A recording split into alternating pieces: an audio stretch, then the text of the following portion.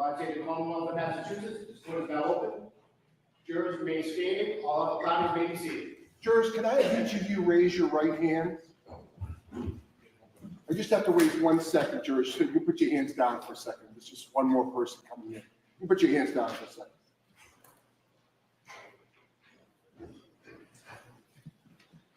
Oh, we're ready. Haven't said.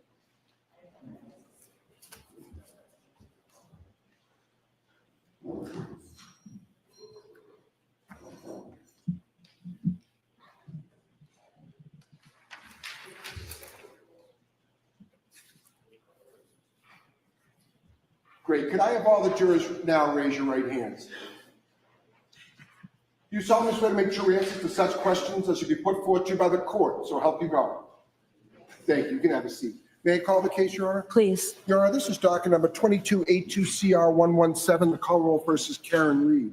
Can I have counsel identify themselves for the record? Good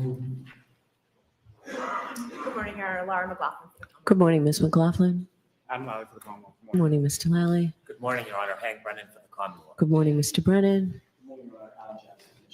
Good morning, Mr. Jackson. Good morning, Your Honor. Elizabeth Little, also on behalf of history. Good morning, Ms. Little. Good morning, Your Honor. Attorney David Yannetti for the Karen Reed. Good morning, Mr. Yannetti. Good morning, Your Honor. Victoria George from the Street. Good morning, Ms. George. Good morning, Ms. Reed. All right, good morning, jurors. Again, I appreciate your patience, and we did get you over here within the hour.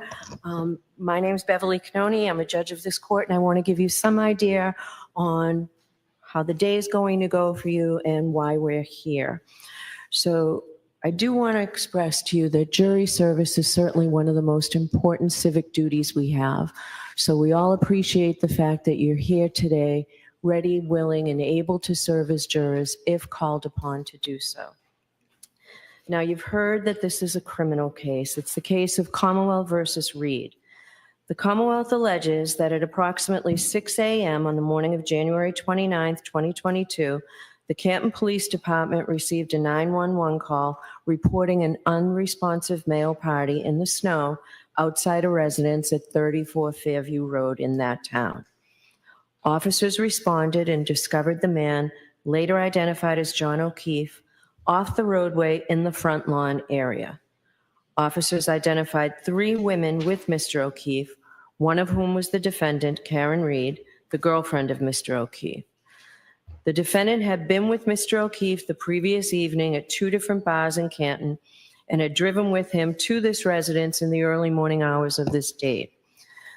Mr. O'Keefe was treated by paramedics from the Canton Fire Department, transported to the Good Samaritan Medical Center, where he was later pronounced deceased.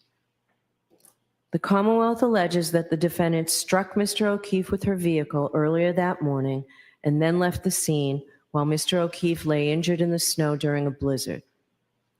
The defendant denies these allegations. She is presumed to be innocent and has pled not guilty. The defendant is charged with second-degree murder. She is also charged with manslaughter while operating under the influence and leaving the scene after causing personal injury or death. I will describe in detail at the end of this case, when I teach you the law, the elements of the crimes that she's charged with. But briefly, murder is the unlawful killing of a human being. There are various ways in which the Commonwealth can prove a murder case, and the Commonwealth is permitted to proceed under all theories it believes it can prove. Here, the Commonwealth alleges that the defendant committed murder, and that murder was murder in the second degree. In order to prove the defendant guilty of second-degree murder, the Commonwealth must prove beyond a reasonable doubt that the defendant committed an unlawful killing and that it was done with malice. In comparison, involuntary manslaughter is an unintentional, unlawful killing caused by wanton or reckless conduct. These terms and the elements of the crimes will be explained to you in detail at the end of the case before you begin your deliberations. Now, at the outset, I would like to address the issue of public interest in this case and the duty of this court to adhere to the rule of law. John Adams said that we are a government of laws, not of men, and that the law must be deaf to the clamoring of the public. He meant that while public opinion about a given subject may ebb and flow, the law must be steady, reliable, and even-handed. We know that on the subject of this case, there are people advocating for one outcome or another with intensity, but without the benefit of having heard or seen any evidence at all. The law works in a different way, and the difference is crucial to our system of justice. The jurors selected for this trial will hear and judge the evidence.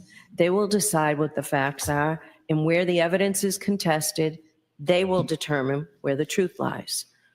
Ultimately, the jury will decide whether the Commonwealth has carried its burden of proving that the defendant is guilty of any crime beyond a reasonable doubt. People outside of this building have rights, and we know that they have voices, but this criminal trial will be decided by an independent jury, free from outside interference, based only upon the evidence presented in the courtroom and the law. This is the only way to ensure that every person who comes before the court receives a fair trial. It is just that simple and that important. So while public comment will likely continue, the rule of law will be upheld. Now, in order to determine your eligibility to serve on this case, I'm going to ask questions to you all as a group, and then I'm going to ask you to fill out a supplemental questionnaire. We have found that the use of this questionnaire is helpful for several reasons. First, there are some personal questions on it, and we ask that you be candid. In addition, the process of filling out the questionnaire provides the opportunity to be more reflective as you answer the questions, rather than being put on the spot and asked to give immediate answers. After you fill out the questionnaire, we will have you come up to the sidebar one at a time so that we can follow up with you on your answers to the questionnaire and to my questions. I want to thank you in advance for your patience as we go through this process. As you may know, the lawyers for the parties participate in the selection of the jury. Under our law, each of the parties has the right to exercise what we call juror challenges. This means that each party has the right to challenge a certain number of prospective jurors for any reason or for no reason at all. Therefore, some of you may be excused during the impanelment procedure. If you're not selected for this jury service on this case, you should not take it personally. Please don't think that somehow we feel you're not a fair person. It's not a reflection on you at all. You will be directed back to the jury room and probably let go for the day. In a few minutes, I will pose a number of questions to you as a group. You have taken an oath that requires you to truthfully answer these questions and all questions posed to you. If your answer is yes to any of those questions, I'll ask you to raise your hand and hold up your juror card in the air with the numbers facing out. So you don't need to take your cards out now. I'll tell you when you can take them out. But it's important that you hold your car up long enough. You'll see that the court officers will call out your numbers and we record them. The fact that you answer yes to one of my questions does not mean that you're automatically disqualified from jury service. It simply means that there are matters that the lawyers and I must discuss with you. If you find a question posed to the group overly intrusive, you may elect to answer that question at sidebar. I will have additional questions for you which relate to issues that will be raised in this case and are designed to give us more information regarding your ability to serve as a fair and impartial juror. And the lawyers are permitted to ask you questions for the same reasons. This is not a test. There is no right or wrong answer. We simply are looking for your best answer and your most honest answer. Now I'm going to ask the lawyers to stand and simply introduce themselves to you, and counsel for the defendant to introduce the defendant, please. Yeah. Yes. Good morning, ladies and gentlemen. My name is Hank Brennan. I represent the Commonwealth of Massachusetts. I'd like to also introduce you to my colleagues. Good morning, my name is Laura McLaughlin. I'm an assistant district attorney and I represent the communities in Norfolk County. Good morning. Morning, my name is Adam Lally. I'm also Assistant District Attorney with the Norfolk County District Attorney's Office. I just want to thank you all for your time and attention and being here today. Mr. Jackson? Thank you, Your Honor. Good morning, ladies and gentlemen. My name is Alan Jackson, and I have the privilege and honor to represent Karen Reed, who's standing to my right. Good morning, ladies and gentlemen of the jury. My name is Elizabeth Little, and I also have the honor of representing Ms. Reed. Good morning, ladies and gentlemen. My name is Robert Alessi, and I also have the privilege and the honor of representing Ms. Reed. Good morning, ladies and gentlemen. My name is David Binetti. I'm an attorney with offices in Boston and right here in Dedham, and it is truly my pleasure to represent the County of Reed. Good morning, ladies and gentlemen of the jury. My name is Victoria Juror, and I also have the privilege of representing Ms. Reed. Good morning, I'm Karen Reed. Thank you for being here. All right, thank you all very much. Jurors, I'm going to read you a witness list, and it's a long witness list. It doesn't mean that all of these people will be called as witnesses. Some, we have their names there just to see if you're familiar with them, because if they don't testify, you may hear about them anyway. So I ask that you be patient and you listen carefully to this list, because at the end of this, a few more things that I say to you, I will be asking you whether you know any of these folks. So it's in alphabetical order, but it's alphabetical by first name. So Aiden Kearney from Jefferson, Massachusetts. Isaac Wolf, who is a physician from South Miami, Florida. Alfred Lopalato from Canton. Allison McCabe, Canton. Andre Porto from the Massachusetts State Police Crime Lab. Andrew Klain from Bridgewater. Andrew Rentschler, who's a PhD from Pittsburgh, Pennsylvania. Angela Malvone from Canton. Annie Chung from Canton. Anthony Flamati from Canton Fire Department. Ashley Bell from Canton. Ashley Valaire from the Mass State Police Crime Lab. Brian Albert, Norwood. Brian Albert Jr., Boston. Brian Higgins, Sandwich, Mass. Brian Loughran, Canton. Brian Wanless, who is retired from the Canton Police Department. Bridget Meehan, who's a keeper of the records from Canton. Caitlin Albert from Easton. Charles Ray, who's a lieutenant in the Canton Police Department. Helena Rafferty, who is the chief of police in the Canton Police Department. Chris Van E., who's a PhD from Novi, Michigan. Christina Hanley from the Mass State Police. Christopher Albert from Canton. Christopher Curran from Canton.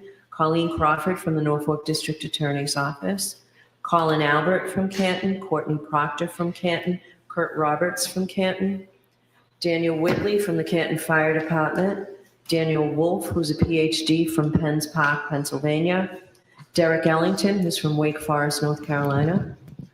Dr. Marie Russell, Los Angeles. Dr. Elizabeth Lopesada, who is from Providence, Rhode Island. Elizabeth Proctor, Canton. Eric Hanlon, Canton. Erin Beatty, Canton. Erin O'Keefe from West Bridgewater. Francis Walsh from the Canton Fire Department. Garrett Wing from Green Cove Springs, Florida. Gary Fowler from Brockton. Gregory Woodbury from the Canton Fire Department. Gretchen Voss from Boston. Hannah Knowles, the State Police Crime Lab. Heather Maxon from Walpole. Erabito Hernandez from the Boston Police Department. Holly Price from Mountain View, California. Ian Whiffen, Vienna, Virginia. Dr. Irene Scorti Bello, who is from the Chief Medical Examiner's Office here in Massachusetts. James Crosby, who is a PhD from Jacksonville, Florida. Jason Becker, Canton Fire Department. Jean DeMoulis, Canton. Jennifer McCabe, Canton. Jessica Hyde from Bridgeport, New York. John O'Keefe Sr. from Braintree. Judson Welcher, who's a PhD from a company called Aperture LLC.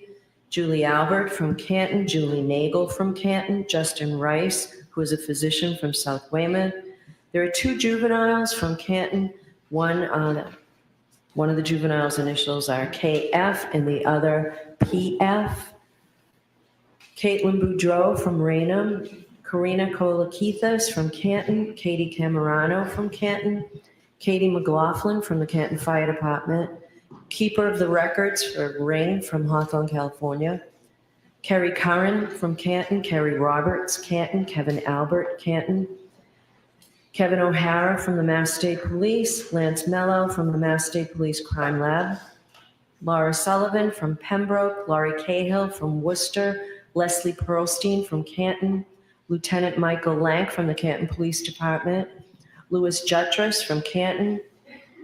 Lieutenant Brian Tully from the Mass State Police, Lieutenant John Fanning, Mass State Police, Lieutenant Paul Gallagher, Canton Police Department, Maggie Gaffney from Bonita Springs, Florida, Mark Lopalato from Canton, Margaret O'Keefe, Canton, Marietta Sullivan from Pembroke, Mary Souza from Dayton, Matthew Amory from Canton, Matthew DeSogra, who is from Charlotte, North Carolina, Matthew Erickson from Grosse Pointe Farms, Michigan, Matthew Kelly from the Canton Fire Department, Matthew Kelsch from the FBI, Matthew McCabe from Canton, Maureen Harnett from the Mass State Police Crime Lab, Megan Mariani from New York, New York, Michael Camerano from Canton, Michael Easter from Los Angeles, Michael Trotter from the Canton Public Works Department, Michael Wagner from Foxborough, Mike Maroli from Bridgewater, Mike Rushworth from Thompson Station, Tennessee, Natalie Wyweek Berschneider from San Marino, California, Nathan Reed from Raynham, Nicholas Bradford from Lorton, Virginia, Nicholas Curran from West Roxbury, Nicholas Kolakithas from Canton, Nicole Albert from Canton, Norfolk District Attorney Mike Morrissey, Officer Kelly Deaver from the Boston Police Department, Officer Nicholas Barrows from the Dayton Police Department, Patrick Haggerty from Somerset, Mass, Paul Wachowski from Melrose, Mass, Paul O'Keefe from Canton, Rebecca Bazin from Canton, Rebecca Treyers from Norfolk, Dr. Renee Stonebridge, who is also from the Office of the Chief Medical Examiner in Boston, Richard Green from St. Pete Beach, Richard Donatino from Canton, Robert Gilman from Hull, Ryan Nagel from Canton, Sarah Levinson, Canton, Sergeant Brian Gallerini from the Needham Police Department, Sergeant Sean Good from the Canton Police Department, Sergeant Paul DiGiambattista from the Canton Police Department, Sergeant Yuri Buchanan from the Massachusetts State Police, Shannon Burgess from South Lake, Texas, Cheryl Waugh from Canton, Sophie Herzan from the State Police Crime Lab, Stephanie Devlin from the State Police, Massachusetts State Police Crime Lab, Stephen Mullaney, the Canton Police Department, Steve Nelson from the Norfolk DA's office, Stephen Bernstein, who is a keeper of the records from Stoughton, Stephen Ridge from the Boston Police Department, Stephen Seraph, Canton Police Department, Stephen Scanlon from West Roxbury, Terry Kuhn from Davis, California, Tess Chart from Lorton, Virginia, Thomas Beatty, Canton, Thomas Kelleher, Canton, Thomas Martin, Weymouth, Timothy Nuttall from the Canton Fire Department, Tristan Morris from Easton, Mass. The following are Massachusetts State Troopers: Trooper Connor Keefe, Trooper David DeChico, Trooper Evan Brent, Trooper Jeffrey Kostkowski, Trooper Joseph Paul, Trooper Kathleen Prince, Trooper Michael Proctor, Trooper Nicholas Garino, and Trooper Zachary Clark, Wendell Robery from Canton, and William Reed from North Dayton. Those are the witnesses who may be called to testify before you. So as you can see, this is going to be a long trial. We've already begun the impanelment process. It's going very quickly. The lawyers tell me that they expect that once we start with the evidence, it will take between 6 and 8 weeks for the case to be tried, for the evidence to be presented to you. That's a good faith estimate. It's the best we can tell you at this point. Every single day, if you're a seated juror, I will tell you at the end of the day whether we are on schedule, whether we're ahead of schedule or behind schedule. And I have not had to tell jurors that we are behind schedule. And I intend not to have to tell jurors that we're behind schedule. So it's a good faith estimate, the best we can do, but that's what we expect will happen. Once we start, it's expected that we will go full days from 9 o'clock to 4 o'clock. We'll start at 9. The jurors will have a break somewhere around 11 for 15 or 20 minutes. Lunch and break is usually around 1 o'clock. In an effort to take full advantage of your time, we will bring lunch into you rather than asking you to walk down to Dedham Center and get something. That process also takes a lot of time, and we figure while we're Here, we would like to take full advantage of the day. So lunch will be brought into you. It may be that we have a half-hour lunch, it may be a little bit longer, but there will be a break for lunch and it will be provided to you. We will go until about 4 o'clock in the afternoon. There are a few days in the schedule that we won't be in session, and there are a few more half days, and we'll let you know the schedule for people who are seated. Now, it might help if I give you a preview now about some basic law that applies to criminal cases like this. It's my job to teach the jury the law, and I don't do that completely until the end of the trial. So for now, I'll give you a brief summary of some very important constitutional principles that will guide this trial. First, and most basically, Ms. Reed starts this trial presumed to be innocent. The fact that she was arrested or that she was indicted is not proof of anything. An indictment is just a piece of paper. It just makes an accusation. An indictment is merely a formal manner of accusing a person of a crime and bringing that person to trial in the superior court. But it is only the jury, in other words, you folks, who can decide whether the prosecution has proved its case beyond a reasonable doubt and to a moral certainty. If the Commonwealth does not do that, then the presumption of innocence requires you to find the defendant not guilty. The law does not require a defendant to prove his or her innocence, to produce any evidence whatsoever, or to do anything other than attend the trial. This presumption of innocence remains with the defendant until you, the jury, make your determination after listening and considering all the evidence. Another important principle of law is that the defendant has an absolute right not to testify, since the entire burden of proof in this case is on the Commonwealth to prove that she is guilty. Under our system of law, a defendant can sit back in the chair and say to the Commonwealth, "You accuse me, now you prove it, and prove it beyond a reasonable doubt and to a moral certainty. I do not have to say a word."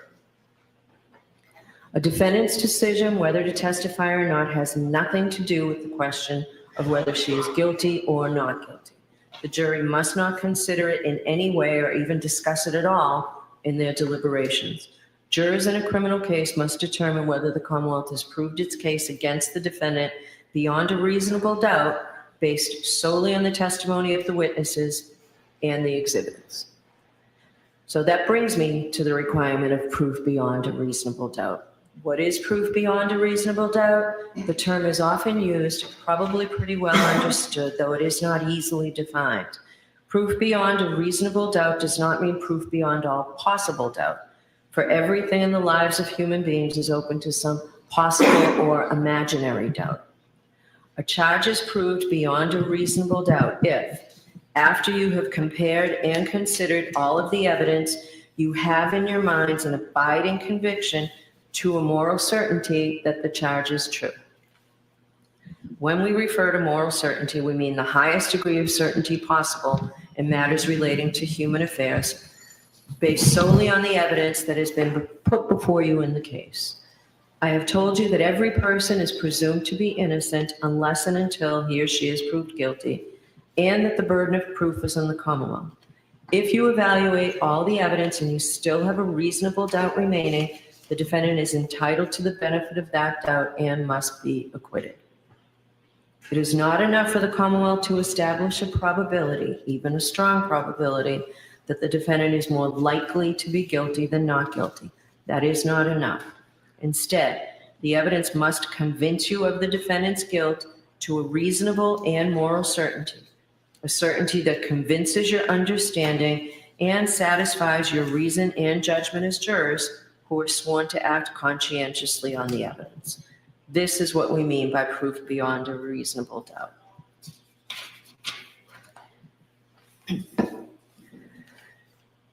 Our system of justice depends on judges like me and jurors like you being able and willing to make careful and fair decisions. All people deserve fair and equal treatment in our system of justice, regardless of their race, national origin, religion, age, ability, gender, sexual orientation, education, income level, or any other personal characteristic. You have agreed to be fair. I am sure that you want to be fair, but that is not always easy. One difficulty comes from our own built-in expectations and assumptions. They exist even if we're not aware of them and even if we believe we do not have them. Some of you may have heard this called implicit bias, and that is what I'm talking about. Of course, we judges have the same problem as everyone else, so let me share a few strategies that we have found useful. First, slow down. Do not rush to a decision. Hasty decisions are more likely to reflect stereotypes or hidden biases. Second, keep an open mind. Avoid drawing conclusions until the end of the case when you and your fellow jurors deliberate. Remember that when you deliberate, you will have all the evidence and all the time you need to make a careful decision. So there truly is no need to stop making your mind up before then.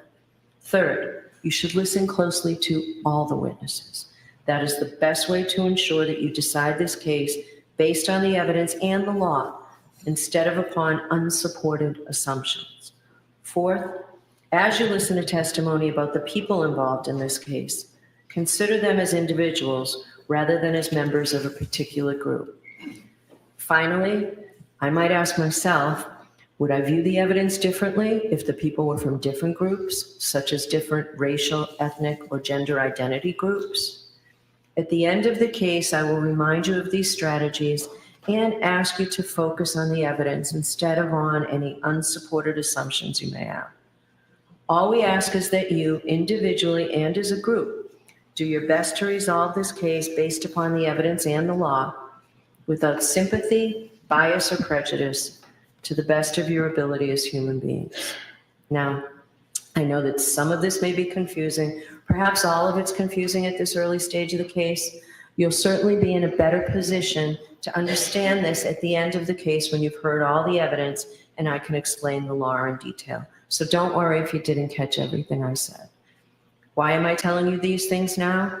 Because we need to know if you are able to follow the law in this case.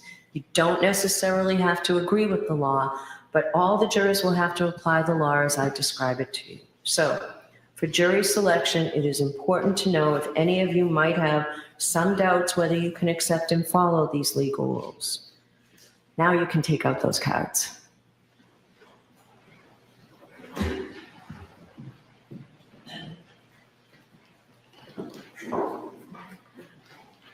So in a few minutes, I'm going to ask you a series of questions. And if your answer is yes, please raise your hand and let the court officer read the number off. But before we begin, I understand that sometimes jurors don't fill out the confidential questionnaires completely. Sometimes we're in a hurry to get them back in, or sometimes we might think that our situation doesn't apply to the question that's being asked, or sometimes we simply don't remember. So if there are any things missing from the form, I will ask you, or the clerk will ask you, like age. Sometimes people don't put down whether they were jurors in a case or witnesses in a case or a defendant in a case or a plaintiff in a case. If there's anything that you forget and you realize now before you come up here, anything you've forgotten on the form, please just let us know. But we just need to keep records. So thank you for your patience with that. All right. Do any of you folks or a close personal friend or family member know, or have you had any prior dealings with any of the witnesses whose names I've called? Jury numbers 525, 495, 512. Jury number 532. Thank you. Do any of you folks or a close personal friend or family member know, or have you had any prior dealings with the lawyers in this case or the Norfolk County District Attorney's Office? Juror number 525, juror number 531. Jury number 533.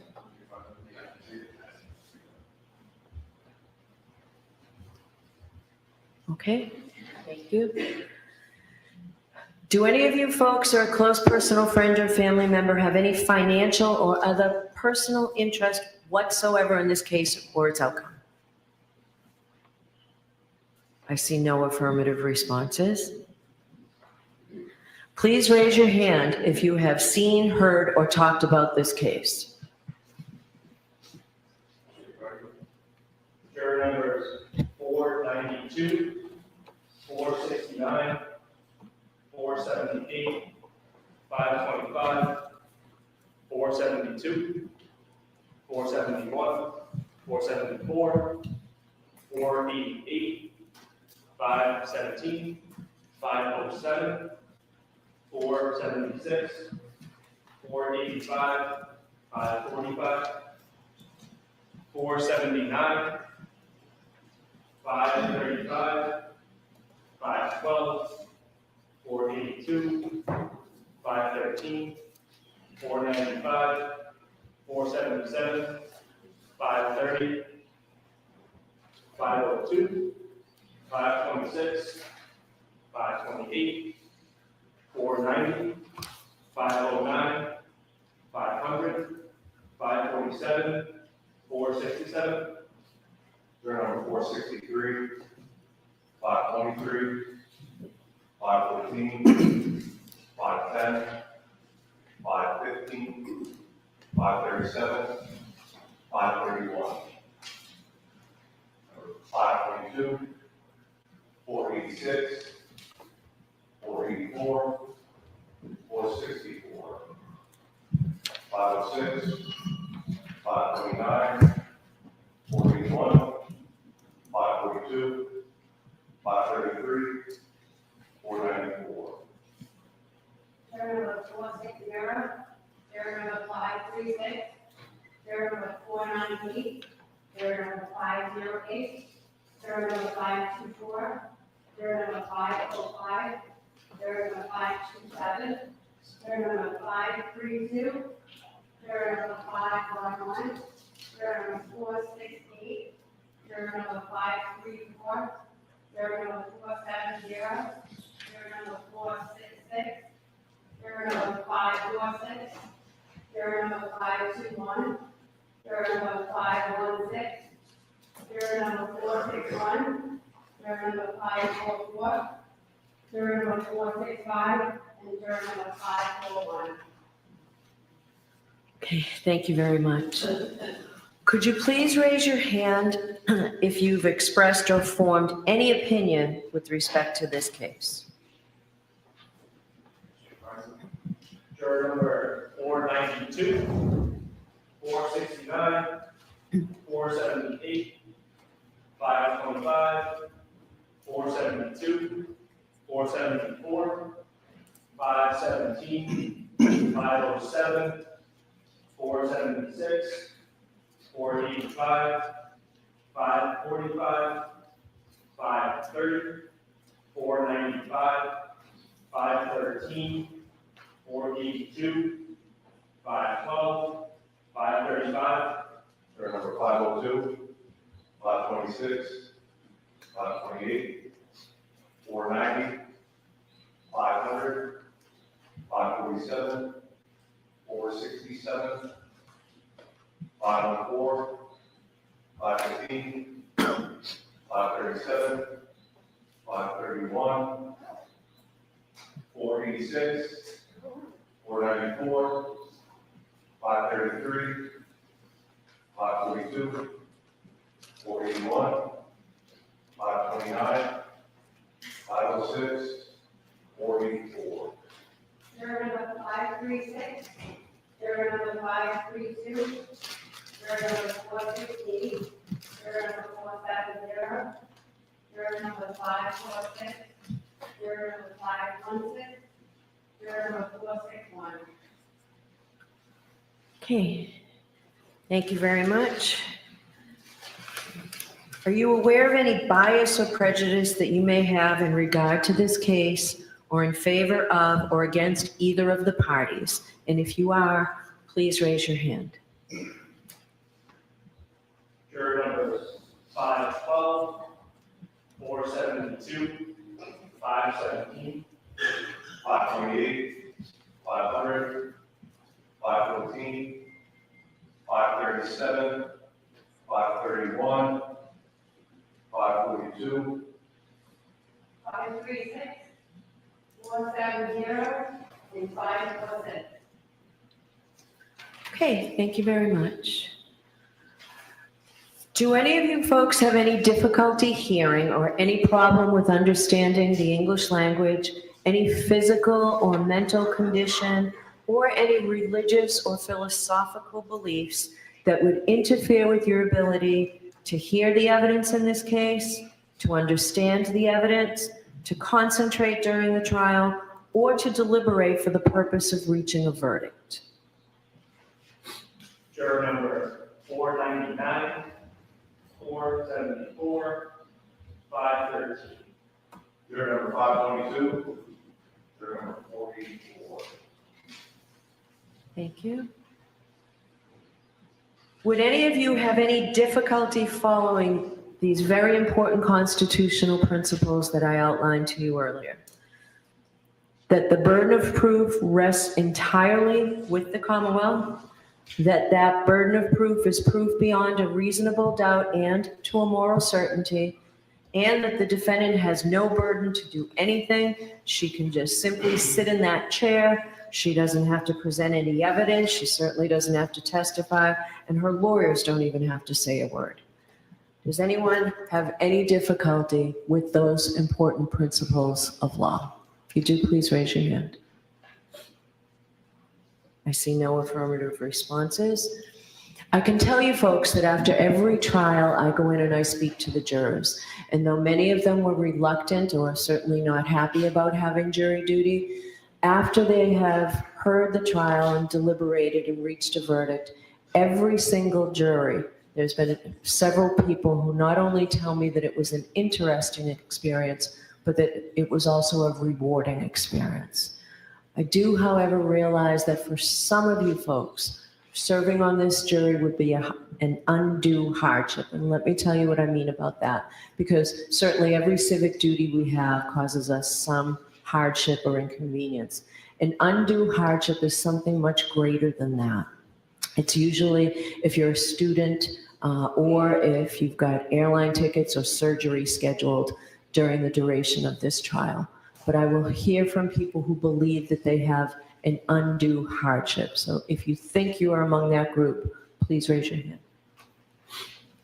Juror numbers 492, 525, 474, 517, 507, 476, 485, 469, 545, 478, 530, 495, 513, 482, 535. Juror number 526, 547, 467, 463, 514, 510, 537, 487, 531, 486, 522, 494, 533, 529, 464, 484. Juror number 460, juror number 536, juror number 508, juror number 524, juror number 532, juror number 516, juror number 466, juror number 470, juror number 461, juror number 491, juror number 544, juror number 465, and juror number 541. All right, thank you very much. So I am going to leave the bench in a minute to give you a chance to fill out those supplemental questionnaires. I ask that you not talk to anybody about either the questionnaires, your answers to the questionnaires, jury service in general, or jury service in this case in particular. So I'd ask you not to discuss anything with anybody around you, okay? And we appreciate your patience, and I'll leave you to fill out those forms. All right, please.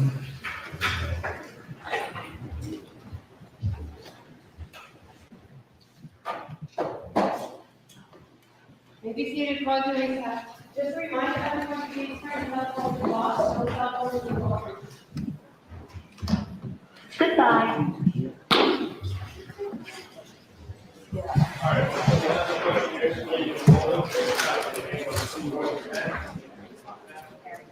Oh, okay, good. Yeah, yeah.